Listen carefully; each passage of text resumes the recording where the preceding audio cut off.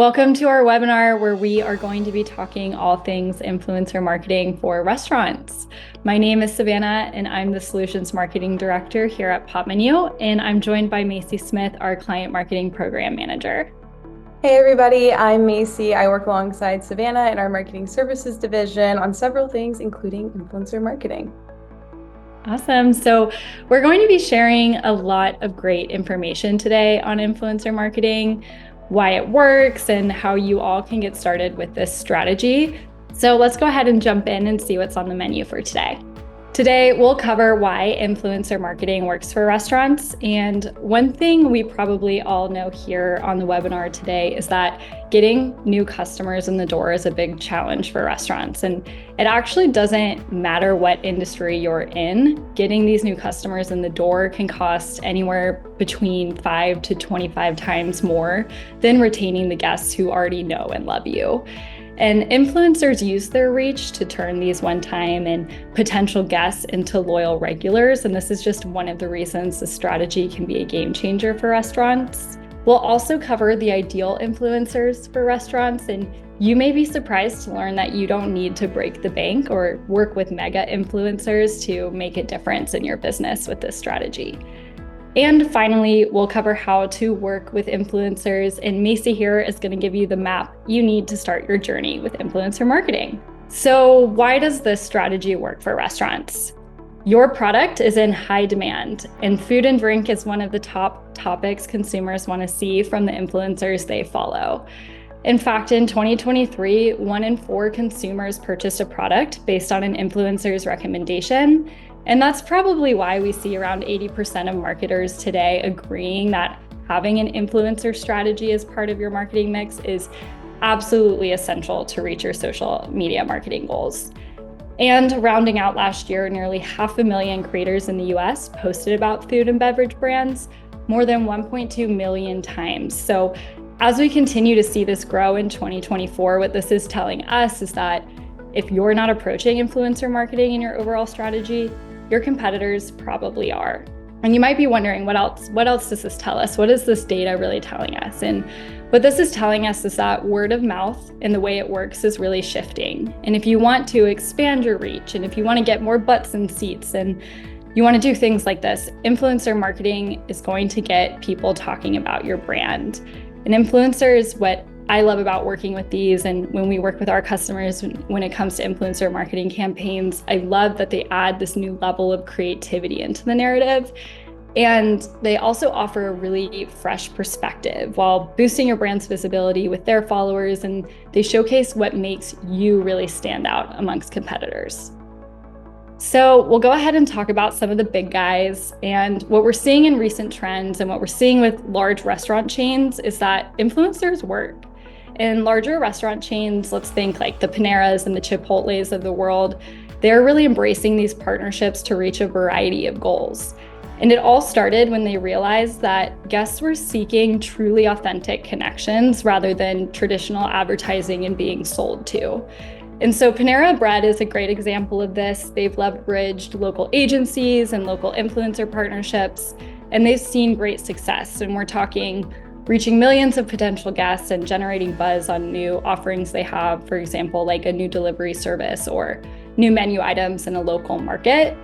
And we'll also see these chains leveraging influencers for a few other reasons too. And that those goals really include gaining awareness in new locations where they might be expanding. It might include raising brand awareness about new menu item launches. And overall, they really use this strategy to expand their reach within new demographics, both locally and globally at this level. Like I said before, think of this as modern word of mouth. These brands are getting people talking about their brands through creative and engaging content, and they're taking advantage of creators' loyal followings to get those new guests to take action. But enough about the big guys. Let's talk about businesses like yours, which are my favorite. And influencers really work for all restaurants, whether you're a restaurant group or an independent and family-owned and operated store. There's a big opportunity for you here too. And you all are really the center stone of communities, and authentic connections happen right in the heart of your business. So it's important that we show that. And working with smaller hyper-local influencers and establishing relationships with these influencers can have an outsized impact. In our experience with these campaigns in this segment of restaurants, we've seen greater reach and better upfront ROI and really less cost for our partners compared to traditional ad spend. And so we can take a look at an example here from Hardwood Bar and Smokery. This is a beloved Pot Menu client. They are located in San Francisco, and they worked with our team to launch 2 campaigns here at the end of 2023 for their business. So for this campaign, what we did is we invited creators in for in-kind partnerships. And this included a comped meal, and we asked them to highlight some of the restaurant's unique menu offerings. They have really great craft cocktails there. And we asked them to do this in an Instagram reel. So after working with the 8 local influencers throughout these 2 campaigns, 8 high-quality videos were produced and shared with both the influencers' followers and the restaurant's followers. And we saw an average engagement rate of 9%, which is really great. We're going to talk about that a little bit more here in a second. And we also saw nearly 16,000 potential guests reached.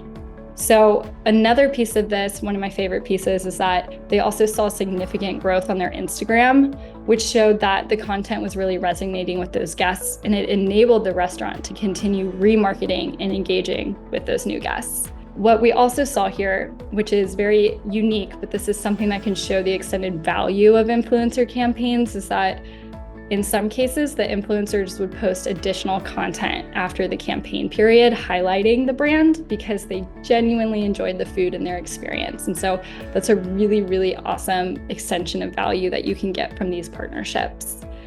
So in Hardwood's case with this campaign, the investment was low, the reach was wide, and the content resonated with those potential guests, and we saw ROI present quickly.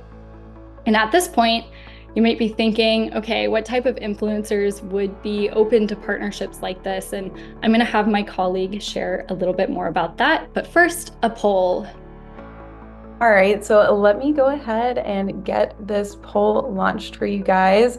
We are looking forward to hearing some insights from you. So the poll says, what is the lowest following an influencer can have to make an impact? We want to know your opinion or your thoughts on this. There's really a lot of misconceptions about influencers and following, so I'm excited to see these poll results. Savannah, how about you? I'm excited too as well. I mean, a high follower account isn't everything. You need to be strategic and successful. I don't want to give anything away while we're still getting some results in, but there's definitely more to the puzzle here. So curious to see what everyone has. I'm seeing the results coming in live, and I'm pretty happy with what we're seeing here. I'm going to go ahead and end the poll and share the results with you guys. So you can see that we have a bit of a mixed bag here, but a big percentage of people saying that 3,000 is the lowest following that we can see an impact from. So really interesting results from this poll. This is actually kind of a trick question. So 3K is the most common low following influencer who can still have an impact. However, anybody with an engaged audience full of your prospects can make an impact. The title for this type of influencer is nano influencer, meaning they have between 0 and 10K followers. Engagement is actually a metric that is much more important than following. Engagement speaks to the percentage of people who follow the account and actively like, comment, share, or save the content. An influencer can have a huge following, but without people actually seeing and engaging with their posts, they won't have much of an impact for your business. Nano influencers typically have higher engagement rate than big influencers, meaning their posts can really go a long way in terms of ROI. Another thing that makes nano and micro influencers so effective for restaurants is how local their following is.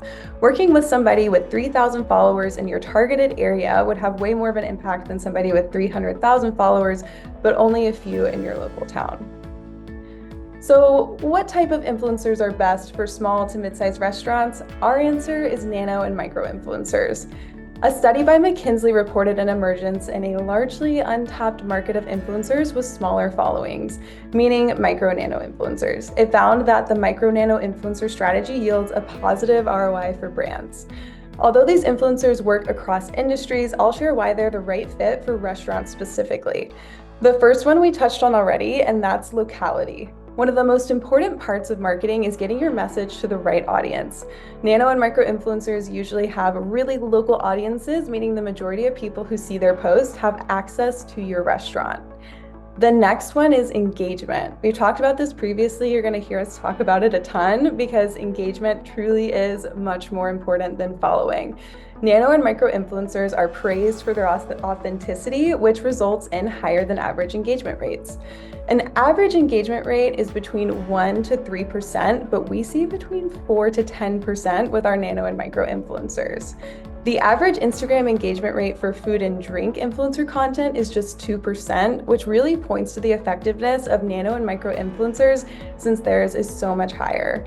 We can see a 9.12% engagement on the example shown here, and this is truly not an anomaly. This is actually very common results. And the last reason to talk through today is the fact that they're cost effective.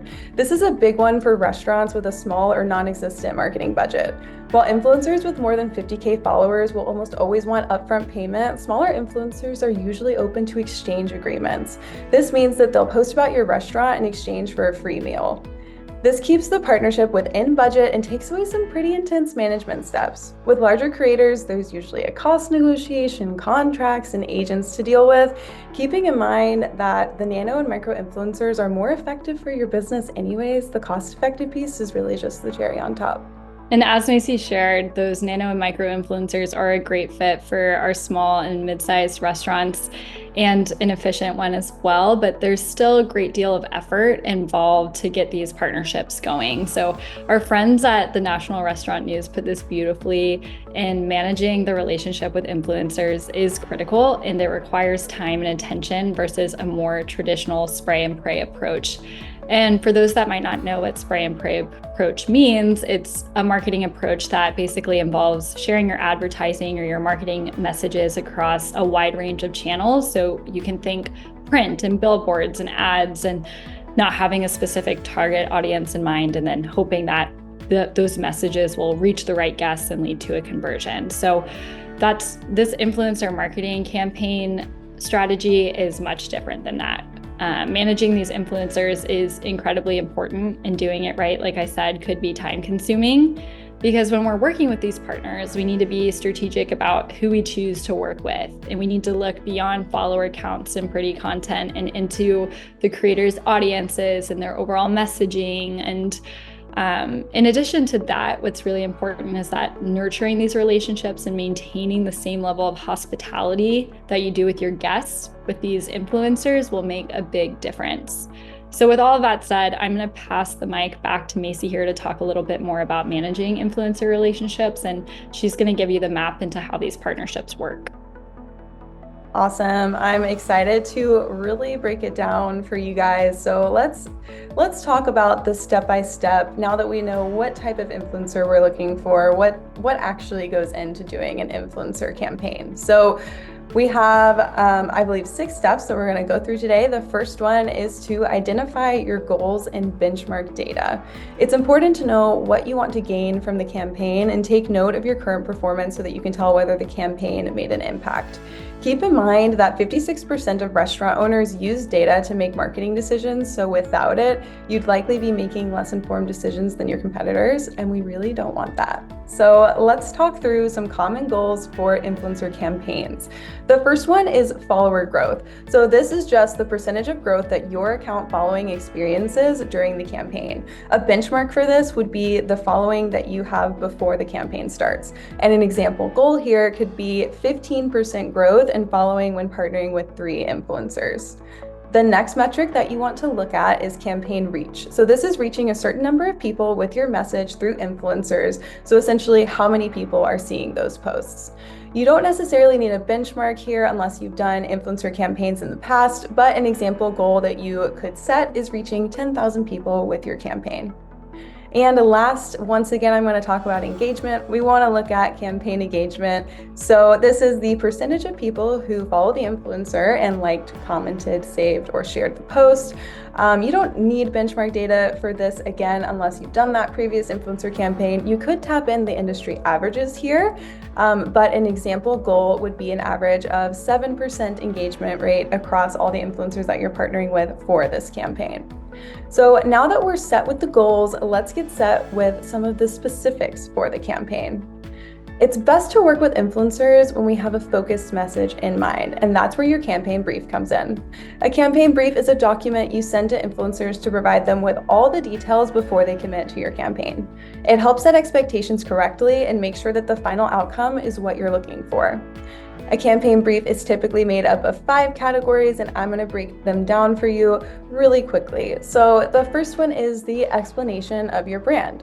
You'll want to guide how they talk about your brand. Make sure that they understand your story and the overall feel of your restaurant. The next category is what the influencer receives. It is very important to be clear about an exchange agreement upfront, or any agreement for that matter. Include this in the brief every single time. Leaving things unsaid opens the door for them to possibly ask for payment once the content has been produced, leaving you in a sticky spot. So be sure to keep things clear from day one. The next thing you'll want in your brief is content specifics. This is a great place to outline talking points or specific shots that you'd like them to include. A few examples that we see our clients ask for are event and special promos, or just shots of certain dishes or drinks.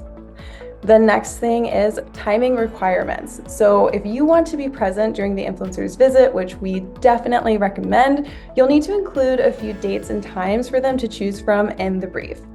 And the last thing you'll want to outline in the brief is inspiration videos. There's nothing like having a visual to base your content on. So if you have some influencers who you follow and love their content, include links to their pages in the brief to help influencers visualize what you're looking for. And a quick pop tip here, make sure you include collaboration posts in your content specifics in the brief. A collaboration post on Instagram shows the post on the influencer's page, but also on your page. We've seen this greatly increase the following impact on clients' pages in our own campaigns time and time again. This is a great way to ensure long-lasting impact on your page from these campaigns. All right, now it's time to decide who you want to include in your campaign. Within the category of nano and micro influencers, you'll still need to niche down a bit to ensure the right demographics see your post. So first, you'll want to identify who your audience is, and you've likely done this already. These are the people you're targeting as customers. A good way to put your audience into words is identifying age, interests, gender, etc. Once you've done that, it's time to identify what type of influencer you're looking for. We recommend looking for people who resemble your target audience, as their followers are probably pretty similar to them. So again, you'll want to look for age, possibly gender, but most importantly, their content style. Find someone who showcases the type of content that you would want posted about your restaurant. In the example shown here, you can see that we highlighted the most important boxes that this influencer checked for our client: audience age group, audience location, and content style. And once you've figured that out, you'll be ready to create a pool of influencers to invite to your campaign. A great place to start looking for this is taking a look at the local and foodie hashtags on Instagram. You should find some great options there, as foodie influencers want to be seen in these categories. And when choosing your pool, make sure you look for high engagement, not just for following. I feel like that's the one takeaway everybody is going to have from this webinar, but just remember, engagement is really, really important. Okay, so for step 4, it's time for things to get real. We have to get in touch with our influencer pool. So here's a few tips about outreach. Look at their Instagram bio to see if they've outlined a way to get in touch with them. If there's nothing like an email or something like that, a DM will do just fine. You can see an example message on the slide here. This message outlines the right tone for outreach, especially with exchange agreements. You want to create a hospitable experience for influencers, just like you do for your guests. Remember, the whole point of this is that they share their authentic experience with your restaurant. So let's make sure it's a good one from start to finish. And in terms of etiquette, take the time to make the message personal. Again, hospitality and very clear. The exchange partnership should be clear from that very first message. And in general, be polite and kind, keeping in mind that you're representing your restaurant every step of the way. So you've communicated with the influencers, you've shared the brief. Now it's time to confirm participation and do what you do best: provide an awesome experience. When confirming their participation, make sure you also confirm what day and time they'll be visiting. You'll want to prep your team to show the best of your restaurant from the moment they walk in the door. Another pop tip for you, you can show your team the influencer's page on Instagram so that they can quickly recognize when they have arrived at your restaurant. We also recommend that the owner or manager be there the day of to provide another layer of personal touch to their visit. And after the visit, we recommend to wait about 7 days to see the video go live. If it takes longer, it's totally acceptable to reach out and kindly ask when the video fits in their schedule, but just make sure that the video gets posted. And last but not least, we need to track success and analyze the data. So take a look at your benchmark data and goals. Did you see the results that you were hoping to? Did some influencers have better performance than others? What do you think made some perform better than others? All of these conclusions could be used to make future campaigns even more of a success. And for those influencers who really made an impact on your business, consider sending them a thank you in an effort to build a long-term relationship. You may want to invite them back for future campaigns, and this thank you can go a really long way in making that happen. So I want to share a few thank you ideas just to make this easier on you guys. So the first one is pretty basic, but I promise it makes an impact. Just sending a well thought out and personalized thank you note can go so long with influencers. But if you want to take it another step higher, you could give them a gift card, you could offer them a free date night where they could bring a friend or significant other, or you could even just offer them like a free dessert on their next visit with you guys. Just keep in mind that these are thank you gifts, right? They don't come with the required video, but they go such a long way in building that long-term relationship. And like Savannah mentioned earlier, influencers are also interested in building a long-term relationships with great brands to work with. So they may throw up an Instagram story as a thank you as well. But yeah, just something to keep in mind. So now that we have talked through our 6 steps of doing your own influencer marketing campaign, we're going to launch one more poll. So let me go ahead and launch that for you guys. Okay, poll is live. And the question is, how confident do you feel managing your own influencer partnerships now? We know that a lot of work goes into these partnerships. You may be feeling a bit overwhelmed, so please just answer honestly. We understand that it might have been a lot of information. We did share a lot of information today, but we hope it was good information. Curious to see what the audience has to say about what they learned today. I'm going to go ahead and end our poll and share it.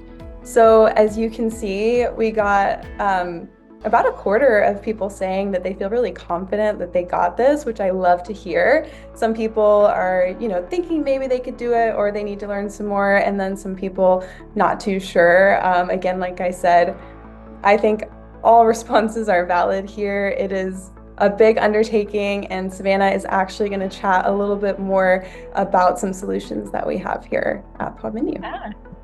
So we hope you guys have enjoyed the content of today's webinar so far, and most importantly, that you learned something new that you could potentially start with your own business.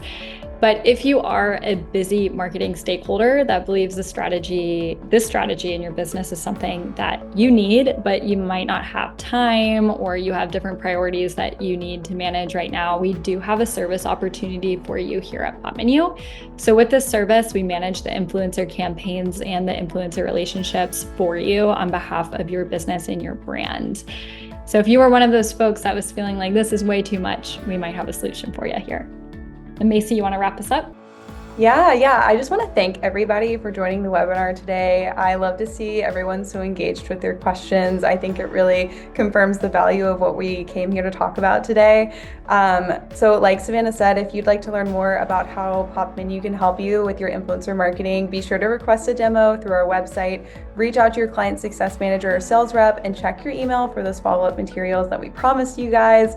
And that's it for today. So we'll see you on the next one. Thanks again. Bye, everybody. Thank you, everyone.